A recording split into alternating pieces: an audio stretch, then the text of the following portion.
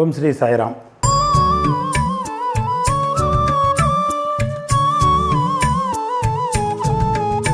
சாயி சச்சரிதம் அத்தியாயம் 49 பார்ட் 1. சோமதேவ் சுவாமி, ஹரி கனோபா, நானா சாஹேப் சந்தோர்கரின் கதைகள், இதை தான் நம்ம பார்க்க போகிறோம். வேதம், புராணம் இவைகள்லாம் பிரம்மத்தை பற்றியோ இல்லை சத்குருவை பற்றியோ எக்ஸ்பிளைன் பண்ண முடியாது.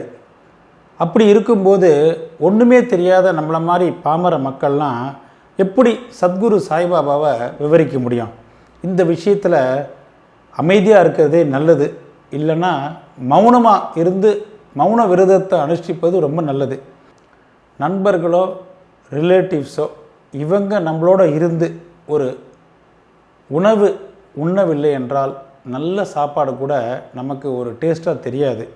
அவங்க நம்மளோட இருந்து சாப்பிட்டாங்கன்னு சொன்னால் அது இன்னும் நல்ல ஒரு டேஸ்ட்டை பெறும். ஆனால் சாயி லீலைகள் அப்படின்ற ஒரு விஷயம் இருக்குது பார்த்திங்களா, அந்த ரூபத்தில் உள்ள அமிர்தமான இந்த சாயி லீலாமிர்தமும் இதை மாதிரி தான். அதை அமிர்தத்தை நம்ம மட்டும் தனியாக சாப்பிட முடியுமானா முடியாது.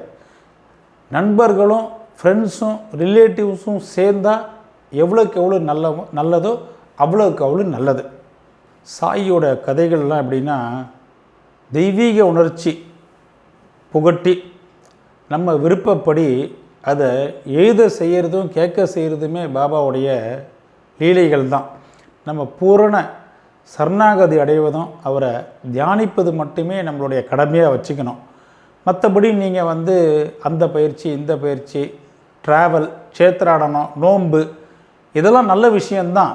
இதெல்லாத்தையும் விட நம்ம பாபாவை தியானித்து மனசு பூர்வ வாய் மூலியமாக பாபாவுடைய நாமங்களை சொல்லி அவர் சொன்ன கதைகளையும் தத்துவங்களையும் நம்ம மனசில் நினச்சி அவருடைய உருவத்தை நம்ம தியானித்தாலே நமக்கு எல்லாமே நல்ல விஷயமாக தான் நடக்கும். இந்த சம்சார பந்தத்திலேருந்து நம்ம விடுபடணும், இந்த கடலை கடக்கணும் அப்படின்னா இதை விட்டால் வேறு எந்த ஒரு சிறந்த வழியும் கிடையாது. இப்படிப்பட்ட விஷயங்களை நம்ம செஞ்சோன்னா சாயிநாதர் நமக்கு தேவையான இந்த ஞானத்தையும் ஆன்மீக விடுதலைக்கும் நிச்சயமாக உதவுவார். பக்தியெனும் வேர்தான் குரு நீதான் தந்தாயே எனையாளும் சத்குருவே. ஹரி கனோபா அப்படின்னு ஒருத்தர், அவர் யாருன்னா பம்பாயில் வசித்து வராரு. அவருக்கு அவங்க ஃப்ரெண்ட்ஸ் மூலியமாகவும் ரிலேட்டிவ்ஸ் மூலியமாகவும் பாபாவுடைய பல அற்புதங்கள் லீலைகள்லாம் அவருக்கு தெரிய வருது. ஆனாலும் இந்த ஹரிகனோபா எப்படின்னு பார்த்திங்கன்னா ஒரு சந்தேக கொண்ட ஒரு மனிதர், எதையுமே நம்ப மாட்டார். அதனால் அவர் என்ன பண்ணுறாரு, இவங்க சொன்ன லீலைகள்லாம் உண்மையா அப்படின்னு சொல்லி டெஸ்ட் பண்ணுறதுக்கு தாமே பாபாவை பரீட்சிக்க விரும்புகிறார். சில நண்பர்களோட ஷிரடிக்கு வந்துடுறாரு. தலையில் ஒரு பெரிய தலப்பாக, அது ஒரு ஜருகியை கொண்டது. தன்னுடைய காலுக்கு ஒரு பேர் புது செப்பல் அணிஞ்சுட்டு வந்துடுறாரு. தூரத்தில் மசூதியில் பாபா பார்த்த உடனே அவர்கிட்ட நமஸ்காரம் பண்ணணும்னு மனசில் நினைக்கிறாரு. ஆனால் இந்த காலணி ஒன்று புதுசு போட்டுருக்கார் இல்லையா, அதை என்ன பண்ணுறதுன்னு தெரியல, எங்கே வைக்கிறதுன்னு தெரியல. ஒரு ஓப்பன் ஸ்பேஸுக்கு போயிட்டு ஒரு கார்னரில் அந்த செருப்புகளை, புது செருப்பை அங்கே வச்சுட்டு மசூதிக்கு போகிறாரு. பாபாட்ட தரிசனத்தை பெற்றுக்கொள்கிறார். பாபாவும் அவருக்கு உதி பிரசாதத்தை கொடுத்துட்றாரு. திரும்பி வந்துடுறாரு. திரும்பி அந்த ஒரு ஓப்பன் ஸ்பேஸில் ஒரு மூலையில் இந்த புது செப்பலை கொண்டு போய் வச்சார் பார்த்தீங்களா, அங்கே போனால் அந்த செப்பல்ஸு காணோம். ரொம்ப நேரம் கஷ்டப்பட்டு தேடுறாரு, ஒன்றும் பிரயோஜனம் இல்லை. சரி நம்ம போயிடுவோம், கிடைக்காத போட்டுக்குன்னு சொல்லிட்டு தான் எங்கே தங்கியிருக்காரோ அந்த இடத்துக்கு மனசு உடஞ்சி போய் சேர்ந்துடுறாரு. ஆஸ் யூஷுவல் குளிச்சுட்டு என்ன நிவேதியம் பண்ணணுமோ அதெல்லாம் பண்ணுறாரு, வழிபாடு முறையெல்லாம் செய்கிறாரு, சாப்பிட்றதுக்கு உட்காந்துருக்கார். அந்த நேரம் பூரா அவருக்கு என்ன புத்தினா, இந்த செப்பல் தொலைஞ்சி போச்சே தவிர அது ஏன் தொலைஞ்சி போச்சு, எப்படி கிடைக்கும், இந்த ரெண்டு விஷயம் தவிர அவர் மனசில் வேறு எதுவும் ஓடலை. சாப்பிட்டுட்டு கையை வாஷ் பண்ணிவிட்டு வெளியில் வராரு. அந்த நேரத்தில் ஒரு மராத்தி பையன் ஹரிகனோபாவை நோக்கி வந்துட்டுருக்கான். அவன் கையில் ஒரு பெரிய கொம்பு இருக்குது. அந்த கொம்புடைய முனையில் ஒரு பேர் செப்பல் தொங்க விட்டுருக்கு. இந்த கை கழுவ வந்த நண்பர்கள்ட்ட இந்த பையன் என்ன சொல்கிறான், சாய்பாபா தான் என்ன இந்த கொம்போட அமைச்சிருக்காரு, இங்கே யார் அரிக்கா பேடா ஜரிக்கா பேட்டா, அதாவது க அப்படின்னு ஆரம்பிக்கிறவருடைய பையனாக இருக்கணும், அவன் பேர் அரினே இருக்கும், இந்த ஜரிகை தலைப்பாக யார் வச்சுருக்காங்களோ அப்படின்னு என்னை பாபா கேட்க சொல்லியிருக்காரு, இந்த வீதிகளில் கூவிண்டே போக சொல்கிறாரு. இது யாருடைய காலனியோ அவங்க கரெக்டாக அவங்க பெயர் அரி அப்படிதானாலும் சரி தான், இல்லை அவங்க தந்தையர் பெயர் கேல ஆரம்பிக்கிறதா இருந்தாலும் சரி தான், அதை ஊர்ஜிதப்படுத்தின்ட்டு அவர் ஒரு ஜரிகை தலைப்பாக போட்டுருக்கிறவராகவும் உறுதிப்படுத்திக்க சொல்கிறாரு. அப்படி இருந்தால் இந்த செப்பல் அவன்கிட்ட கொடுத்துடணும்னு சொல்கிறாங்க. இந்த கேட்டுருந்த அரிக்குனாப்ப என்ன பண்ணுறாருன்னு ரொம்ப சந்தோஷம் அடைகிறார். ஓடி போய் அந்த மராத்தி பையன்கிட்ட இந்த செப்பல்ஸ் எந்து தான் அப்படின்றாரு. என்னுடைய பெயர் அரி தான், என்னுடைய அப்பா பேர் கேல ஆரம்பிக்கிற கனோபா தான், நான் அவருடைய பையன்தான், என் தலையில் இருக்கிற ஜரிகை தலைப்பாகையும் நீ பாரு அப்படின்னு அவன்கிட்ட காமிக்கிறார். அந்த மராத்தி பையனும் திருப்தி அடைஞ்சிடுறான். அந்த செப்பல் புதுசை அவன்கிட்ட திருப்பி கொடுத்துட்றான். நம்ம அரி கனோபா என்ன பண்ணுறாரு, இந்த ஜரிகை தலைப்பாகையை வெளியில் தெரிகிற மாதிரி தானே அவர் எப்போவுமே சுற்றின்னு வந்துட்டுருக்காரு, அதை வச்சு ஒருவேளை பாபா கண்டுபிடிச்சிருக்கலாம் அப்படின்னு மனசில் நினச்சிக்கிறாரு. ஆனால் இன்னொரு விஷயம் என்னென்னு பார்த்தீங்கன்னா, நம்ம ஃபஸ்ட்டு டைம் தான் ஷிரடிக்கு வரோம், தலைப்பாகையை வச்சு வேணால் பாபா கண்டுபிடிச்சிருக்கலாம், ஆனால் எங்கள் அப்பாவுடைய பேர் அவர் எப்படி தெரிஞ்சிருக்கோம் அப்படின்னு ஒரு மனசில் நினச்சி வியந்து போகிறாரு. வேறு ஏதோ ஒரு குறிக்கோளோட பாபாவை டெஸ்ட் பண்ணணும் அப்படின்ற ஒரு எண்ணத்தில் ஷிரடிக்கு வந்திருக்காரு. ஆனால் பாபா அவரை லைட்டாக டெஸ்ட் பண்ணிவிட்டு அவருடைய செருப்பை திருப்பி கொடுத்துட்றாரு. இதன் மூலம் பாபா ஒரு மிக பெரும் சத்புருஷர் தான் அப்படின்னு அரிகுணபா நினைக்கிறாரு. அது மட்டும் இல்லை, தான் எதுக்கு பம்பாயிலேருந்து இங்கே வந்தால் அவரை டெஸ்ட் பண்ணோமோ அது உண்மையாகவே இவர் ஒரு ஞானி தான் அப்படின்னு தெரிஞ்சு கொண்டு தன்னுடைய வீட்டுக்கு திரும்பிடுறார். ராமநவமி வேளையிலே பாபாவுன் தரிசனம்,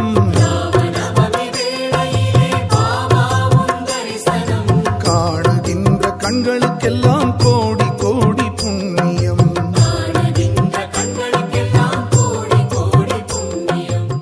சோமதேவ சுவாமி அப்படின்னு ஒரு பக்தர், இவரும் என்ன பண்ணுறாருனா பாபாவை டெஸ்ட் பண்ணுறதுக்கு வராரு. இவர் எப்படின்னா காக்கா சாஹேப்புடைய பிரதர், அவர் பேர் பாயிஜி. அவர் நாக்பூரில் தங்கியிருக்கார். 1905-6 காலகட்டத்தில் அவர் ஒரு இமயமலைக்கு ஒரு ட்ரிப்பு போகும்போது அங்கே கங்கோதிரி அப்படின்ற ஒரு இடத்துல உள்ள உத்தர்காசியில் ஹரித்வாரை சேர்ந்த சோமதேவ சுவாமி அவருக்கு ஒரு நட்பு கிடைக்கிறது. 2 பேரும் ஒருத்தரை இன்ட்ரடியூஸ் பண்ணிக்கிறாங்க. அவங்க 2 பேரும் தங்களுடைய நோட் புக்கில் குறிச்சிக்கிறாங்க, எப்போ நம்ம மீட் பண்ணோம், எங்கே மீட் பண்ணோன்ட்டு. இது நடந்து ஒரு 5 வருடங்களுக்கு பிறகு இந்த சோமதேவ சுவாமி என்ன பண்ணுறாருன்னா பாயிஜியோடைய கெஸ்ட்டாக நாக்பூருக்கு வரார். அந்த நேரத்தில் பாபாவுடைய அற்புதங்கள், ஆச்சரியங்கள், லீலைகள் இதெல்லாம் கேட்டு அவர் மனசில் ஒரு பெரிய மகிழ்ச்சி அடைஞ்சிடுறாரு. சரி, நம்ம ஷிரடிக்கு போயிட்டு பாபாவை பார்த்துடணும், இவ்வளோ லீலைகள் செய்கிறார் இல்லையா, நிச்சயமாக அவரை நம்ம பார்த்து தான் ஆகணும் அப்படின்றாரு. பாயிஜி கிட்ட ஒரு இன்ட்ரடக்ஷன் லெட்டரை ஒன்று வாங்கிட்டு நேராக ஷிரடிக்கு வராரு. ஷிரடிக்கு வரும்போது என்ன ஆகுதுன்னா, இந்த மண்மாட்டு, கோபர்காவன் இதெல்லாம் கடந்து தான் ஷிரடிக்கு வரணும். இதை தாண்டின உடனே அந்த இடத்துல என்ன பண்ணுறாருன்னா ஒரு வண்டியை பேசி அதில் உட்காந்துட்டு ஷிரடிக்கு போயின்னு இருக்கார். ஷிரடிக்கிட்ட போகும்போதே என்ன ஆகுதுன்னா, அந்த தூரத்தில் இருக்கிற மசூதியை பார்க்குறாரு. அங்கே ஒரு 2 கொடிகள் மேலே உயரமாக பறந்துட்டுருக்கு. இந்த சோமதேவ சாமி இதை பார்த்த உடனே மனசு கொஞ்சம் கலக்கம் அடைஞ்சிடுறாரு. எல்லா ஞானிகளுமே ஒவ்வொரு விதமான குணாதிசயங்களோடு தான் வாழ்ந்து கொண்டிருப்பாங்க. அவங்களுடைய வாழ்க்கை முறையும் வெவ்வேறாக தான் இருக்கும். அவங்களுடைய எக்ஸ்டர்னல் அந்த பரிவாரங்கள்லாம் பார்த்திங்கன்னா கூட ஒரு மாடலில் இருக்கும். ஆனால் இவங்களுக்கு இதுதான், அவங்க அந்த சின்னம்தான், இவங்க இந்த மாடல் அப்படின்னு நம்ம எந்த ஒரு ஞானிகளையும் நம்ம தப்பாக எடை போட்டுற முடியாது. அதுக்கு ஒரு ஸ்கேலும் இருக்காது. ஆனால் இந்த சோமதேவ சுவாமி என்ன பண்ணுறாருன்னா, ஆல்ரெடி பாபாவுடைய புகழை கேட்டு தான் வராரு. இங்கே வந்த உடனே அவருக்கு என்ன ஆகுதுன்னா மனசில் ஒரு கலக்கம் வந்துடுது. 2 கொடி உயரமாக பறக்கிறத பார்த்த உடனே ஒரு ஞானிகள் அப்படின்றவர் எதுக்கு இந்த மாதிரி கொடி மீதெல்லாம் ஒரு ஆசையை வச்சுருக்கணும், இவ்வளோ பெரிய கொடி தேவையா, இந்த குருவுக்கு நிஜமாகவே துறவு இருக்கா, இல்லை துறவை தான் இது உணர்த்ததா, இல்லை இந்த சாய்பாபா புகழுக்கு தான் ஏங்குறாரா அப்படின்னு மனசில் என்றார். இப்படியே நினச்சிட்டு என்ன பண்ணுறாருன்னா, நம்ம எதுக்கு ஷிரடிக்கு போய் பாபாவை பார்க்கணும், நம்ம போவோம்னா அப்படின்னு சொல்லிட்டு என்ன பண்ணுறாருன்னா, நான் ரிட்டர்ன் போகிறேன்ப்பா அப்படின்னு சொல்லிட்டு கூட வந்த பேசஞ்சர்கிட்ட சொல்கிறாரு. அப்போ கூட வந்த பேசஞ்சர்ஸ் என்ன சொல்கிறாங்க, நீ அவ்வளோ தூரம் அங்கேருந்து கஷ்டப்பட்டு வந்ததை தான் போய் பாபாவை பாரு, இதுக்கே நீ 2 கொடிக்கே உனக்கு இவ்வளோ தூரம் மனசில் ஒரு கலக்கம் வருது. அங்கே ஷிரடியில் பார்த்துன்னு வச்சுக்கேன், ரதம், குதிரை வாகனம், பல்லக்கு, பல பரிவாரங்கள்லாம் அங்கே இருக்குது. அதெல்லாம் நீ பார்த்தேன்னா நீ நிச்சயமாகவே உன் மனசு நிலை குலைஞ்சிரும் அப்படின்றாங்க. இதையும் அந்த கோ பேசஞ்சர் சொன்னவொடனே சுவாமி என்ன பண்ணுறாரு, வேணாம்பா, இந்த குதிரை, பல்லக்கு இப்படிப்பட்ட படோடாபம் பண்ணுற ஒரு சாதுக்களெல்லாம் நான் இது வரைக்கும் பார்த்ததில்லை. ஒரு சிலர் இருக்காங்க, ஆனால் இந்த மாதிரி சாதுவை நான் பார்த்ததில்லை, அதனால் நான் இவரை பார்க்காம போகிறதே நல்லது அப்படின்ட்டு சொல்கிறாரு. இதை சொல்லிகிட்டே அவர் திரும்பி போகும்போது அந்த வண்டியில் வந்த பிரயாணிகள்லாம் என்ன சொல்கிறாங்கன்னா, நீ போ, அவ்வளோ தூரம் பெரிய விஷயம் இல்லை, இவ்வளோ தூரம் வந்ததுனால எங்களோட வந்து பார்த்துட்டு போயிடு.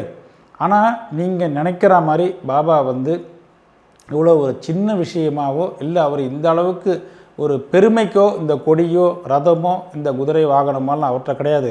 அவர் எப்பவுமே இந்த படோடபத்தை விரும்புறதில்லை. நீ பாரு, பார்த்ததுக்கப்புறம் உனக்கு என்னென்னு புரியும் அப்படின்னு சொல்லி அந்த பக்தர்கள்லாம் என்ன பண்ணுறாங்கன்னா இவரை கன்வின்ஸ் பண்ணுறாங்க. அதனால் என்ன ஆகுதுன்னா இவர் என்ன பண்ணுறாருன்னா வேறு வழி இல்லாமல் சரி நம்ம போய் வந்துட்டோம், பாபாவை பார்த்துட்டு போயிடலான்னு பார்க்குறாரு. கிட்ட வரும்போது பார்த்திங்கன்னா அந்த தூரத்துலேயே பாபாவை பார்த்தோன்னே அவர் மனசு அப்படியே உருகிறது, கண்களில் கண்ணீர் மல்கிறது.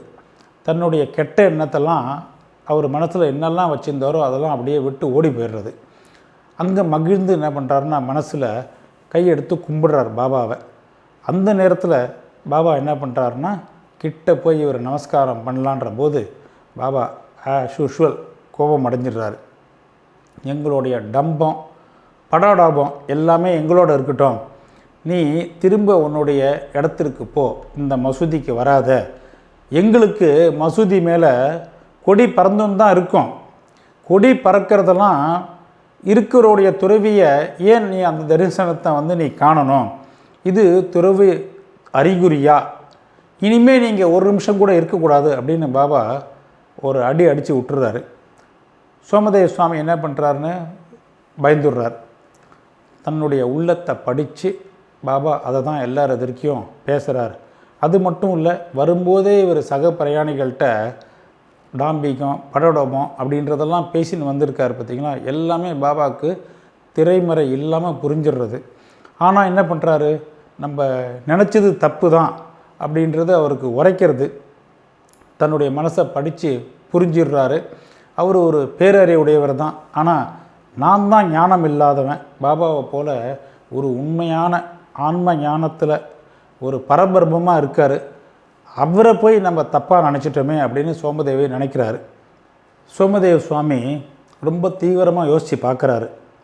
நம்முடைய கெட்ட எண்ணங்கள் தானே பாபாவை தப்பாக எண்ண வச்சுது, அதனால தான் பாபா வெளியே போ, ஜாக்கிரதை, படோடாபம்லாம் எங்களோடய இருக்கட்டும் அப்படின்னு சொல்கிறார் இல்லையா. இங்கே சோமதேவ சுவாமி எப்படி கெட்ட எண்ணத்தோடு டெஸ்ட் பண்ண வந்தாரோ அவரோட ட்ரீட்மெண்ட் இப்படி இருக்குது.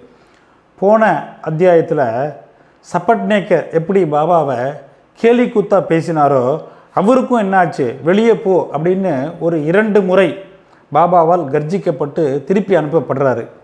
ஸோ இதிலேருந்து நம்ம என்ன தெரிஞ்சுக்கணுன்னா, டெஸ்ட் பண்ண வந்தவனுக்கும் சரி, நல்ல எண்ணத்தில் வந்தவனுக்கும் சரி, பாபாவுடைய தர்பாரில் திரைமறைவு விஷயங்கள்லாம் அவர்கிட்ட எதுவுமே எடுபடாது.